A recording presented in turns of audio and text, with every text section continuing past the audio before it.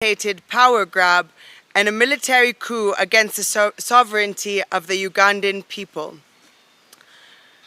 superintended for the benefit of dictator Yoweri Museveni, who grabbed power by the gun and so despises democracy that he once famously stated that he cannot be removed by a mere piece of paper.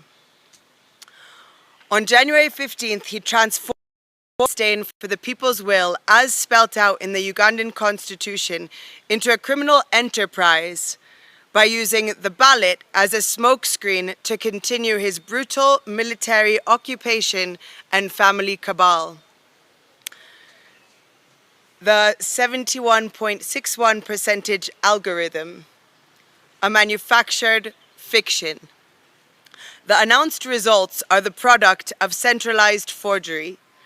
We present the following evidence of a predetermined outcome. The impossible register.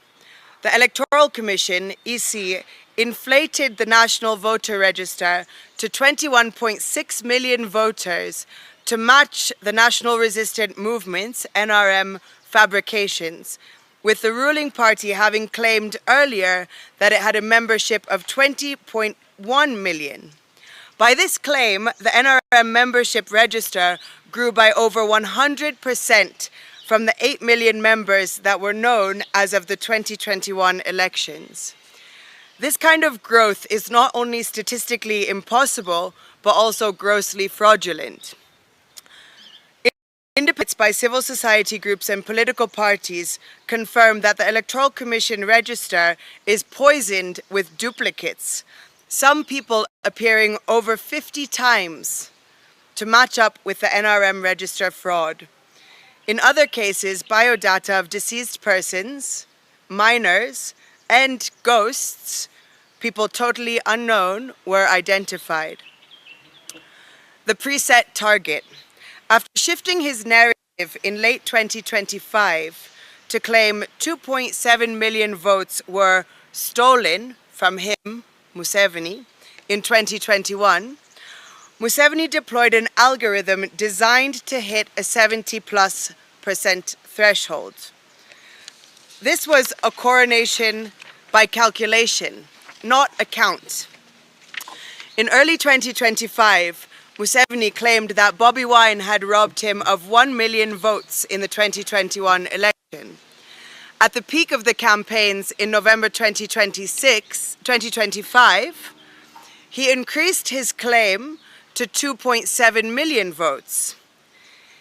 In 2021, Yoweri Museveni claimed 6,042,898, while Bobi Wine was given 3,631,437 votes was given. Here, Museveni gave himself a margin of 2.4 million votes.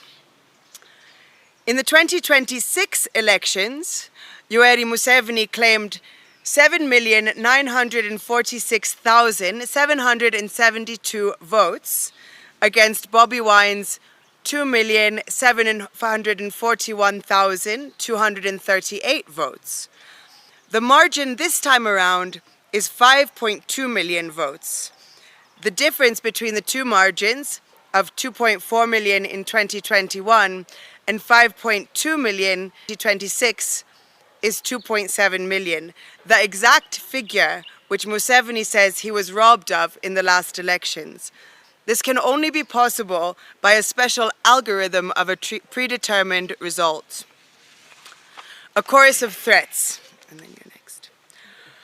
From General Muhoozi Kainerugaba's tweets vowing to crush opposition, to the parliamentary rhetoric of his Patriotic League of Uganda, PLU group, members like David Kabanda, Minister Balaam Barugahara, and NRM regime leaders like Speaker Anita Among and Deputy Speaker Thomas Tayebwa, among others, the regime said months ago that the result was decided before the first vote was cast, similar to previous and regional elections. My name is Irene Soila from the Kenya Human Rights Commission. I proceed from where Mwanasi has left. Totalitarian tactics, darkness and blood. Digital darkness. The nationwide internet shutdown was a strategic blackout to facilitate industrial-scale ballot stuffing in favor of Museveni, enforced disappearances, arbitrary arrests, and detentions of the citizenry, as well as the opposition supporters and leaders. We have overwhelming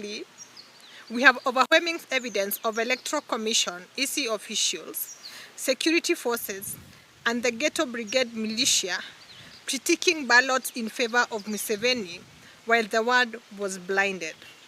Systemic terror at polling centers and the decapitation of oversight. The sanctity of the ballot box was desecrated through a coordinated campaign of state-sponsored terror aimed at opposing agents and independent observers.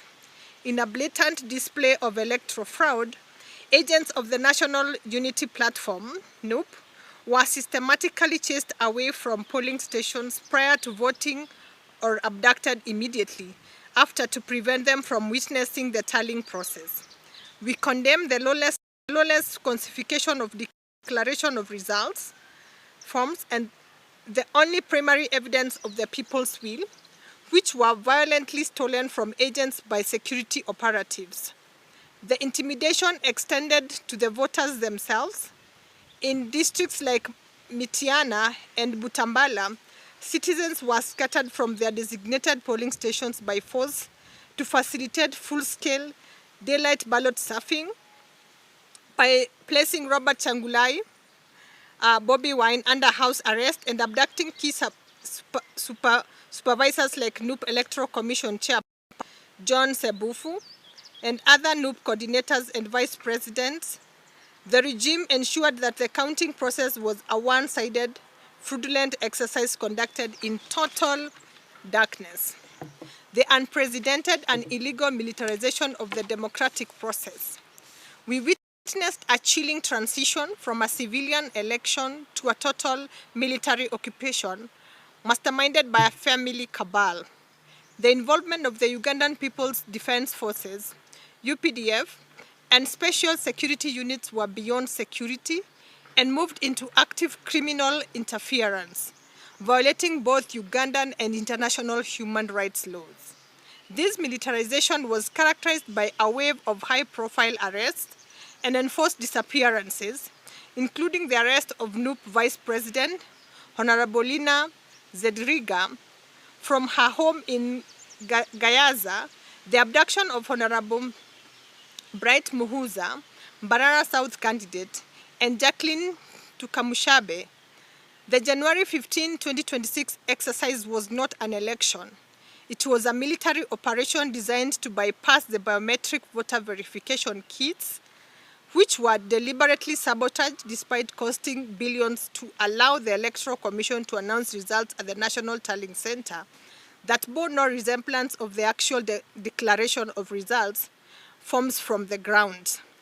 The high cost of the ballot. This electoral coup is stained by the blood of over 50 citizens. We specifically condemn the January 16 massacre of 10 people murdered during a military raid on the home of NUP Vice President, Honorable Mwanga Kivumbi, in Butambala, and many others that lost their lives across the country, bringing to the total to almost 50 out of this election so far, while over 1,000 Ugandans either illegally deported or missing as a result of enforced disappearances. The Ghetto Brigade militia. This militia group, whose official name is Ghetto Structures, reports to Museveni as their commander-in-chief. The direct leaders of this illegal outfit are Major Emmanuel Kutesa and Chris Damulira. On several occasions, they beat up and robbed people who did not support Museveni or who carried Ugandan flags as a symbol of patriotism and resistance against autocratic rule. They also stole declaration of results, forms, and terrorized voters. The modus operandi was akin to the State Research Bureau, under dictator Idi Amin, notorious for brutal repressions. Thank you. I'm Cornelius Oduor, the Deputy Executive Director, Kenya Human Rights Commission. We take note of the regional complicity, and we are calling out the African Union and the East African Community. A shameful betrayal of the African Charter on democracy, elections and governance. To the African Union Commission, your January 17th statement congratulating Yoweri Museveni just premature. It is a profound betrayal of the African Charter on democracy, elections and governance. By endorsing a declared result of 71.61%, while the nation was plunged into a total digital blackout, and Robert Kangulani, Bobby Wine's family, remained under illegal house arrest, the EU has signaled that it values the survival of autocrats over the lives of African citizens. You have chosen to ignore the documented abduction of NUP leaders, the nomination of candidates, the torture of activists, and the killing of citizens, effectively endorsing a crime scene as a democratic exercise. The AU's complacency today sets a dangerous precedent, suggesting that the Africa we want is one where sovereignty is stolen at the barrel of a gun, while continental body looks the other way. To the East African community, complicity in the whitewashing of terror. To the East African Community Election Observation Mission, we condemn your utter failure to uphold the values of the East African Community Treaty. Your preliminary findings are a sanitized whitewashing of a military occupation that bears no resemblance to the terror witnessed on the ground. By failing to report the brutal late-night raid and massacre in Butambala, the disappearance of local observers, and the blatant daylight ballot stuffing in locations like Mitiana, you have abandoned your mandate as a regional guardian of democracy. We demand an immediate retraction of your report. The people of East Africa deserve a community that stands for truth, not one that serves as a public relations firm for family cabal. So I am Cyprian Nyamwamu, the convener of Kenya Bora Tuitakayo, and I will read the last part on the urgent call to action demanding justice and restoration. And we are doing this as the Pan-African Coalition. We demand an immediate end to the state's war against its citizens and their defenders in Uganda. To the ruling Museveni family and the NRM regime, we demand for the release of all political prisoners. And this we demand the immediate and unconditional release of all the prisoners, activists and abductees. Political detainees on the length remands must be brought to court or unconditionally released. The state must seize the illegal or arbitrary detention of opposition leaders and their supporters. We call for the reinstatement of all NGOs and the stopping of harassment of the media. We demand the immediate retraction of all the illegal suspensions of NGOs, tens of them actually, targeted by the NGO Bureau in Uganda. The weaponization of regulatory bodies to decapitate civil society oversight must end now.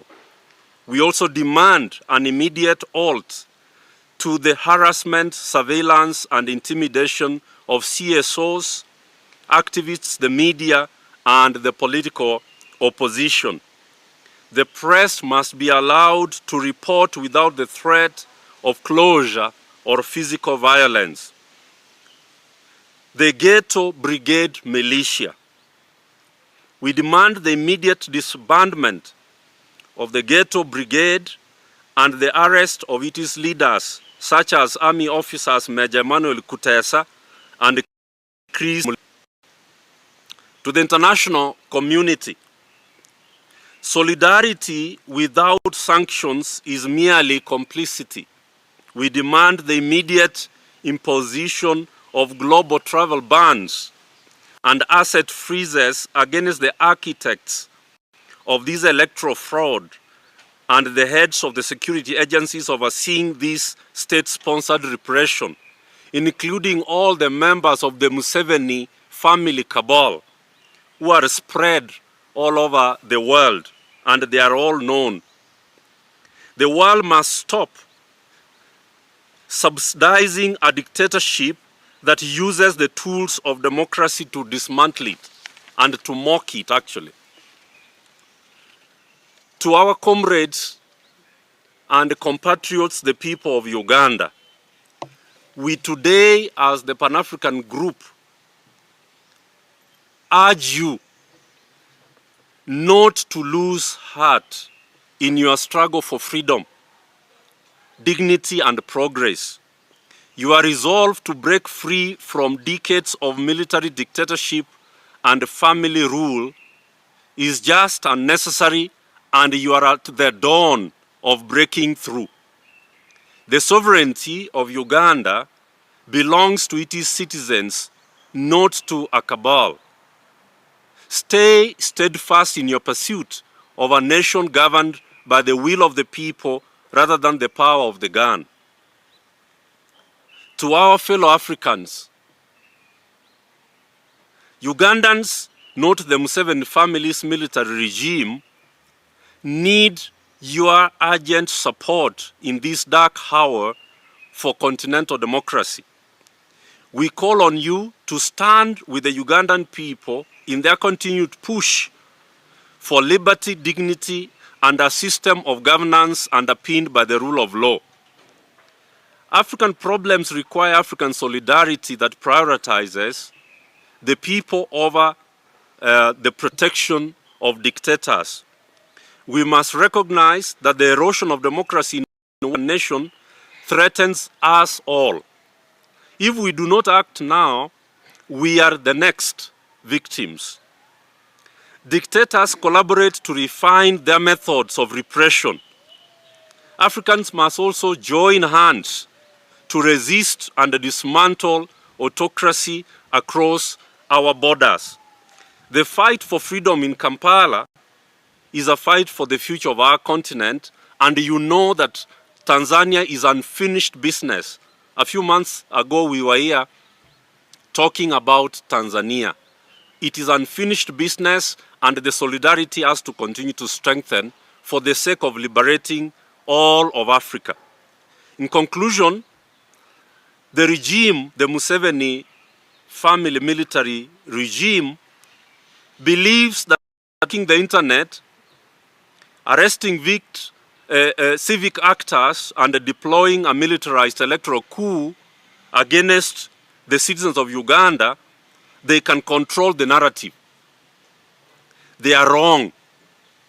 You cannot hide the heartbeat of a nation that has decided to be free like Uganda. The struggle for the January victory has only just begun, whether they detain opposition leaders or they abduct more of them. The people shall win, because a people united can never be defeated. Thank you very much.